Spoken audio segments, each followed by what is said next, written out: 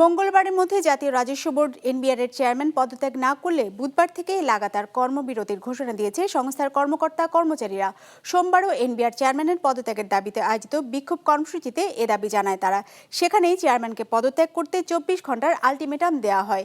NBR চেয়ারম্যানের পদত্যাগের দাবিতে অন্তর্বর্তী সরকারের প্রধান উপদেষ্টা ও অর্থ উপদেষ্টা বরাবর স্মারকলিপি দেওয়ার ঘোষণা দিয়েছে আন্দোলনকারী কর্মকর্তা কর্মচারীদের কয়েকটি সংগঠন। 250-টিরও বেশি ডিজাইন অপশন নিয়ে ওয়ালটন স্মার্ট ফ্রিজ, বোঝে আপনার প্রয়োজন। দাবি না মানলে 14 আগস্ট বুধবার থেকে এনবিআর-এর পাশাপাশি সারা দেশের ভ্যাট কমিশনারেট, কাস্টমস হাউস ও কর অঞ্চলে লাগাতার কর্মবিরতির ঘোষণা দেওয়া হয়েছে। শেখ হাসিনা সরকারের পতনের পর গেল বুধবার থেকে এনবিআর চেয়ারম্যান আবু হেনা মোহাম্মদ রহমাতুল মুনিমের পদত্যাগের দাবিতে আন্দোলন চালিয়ে যাচ্ছে সংস্থার কর্মকর্তা কর্মচারীরা। প্রশাসন ক্যাডারের লোকদের বাদ দিয়ে কাস্টমস বা আয়কর ক্যাডার থেকে লোক নিয়োগের দাবিও তুলেছে আন্দোলনকারীরা।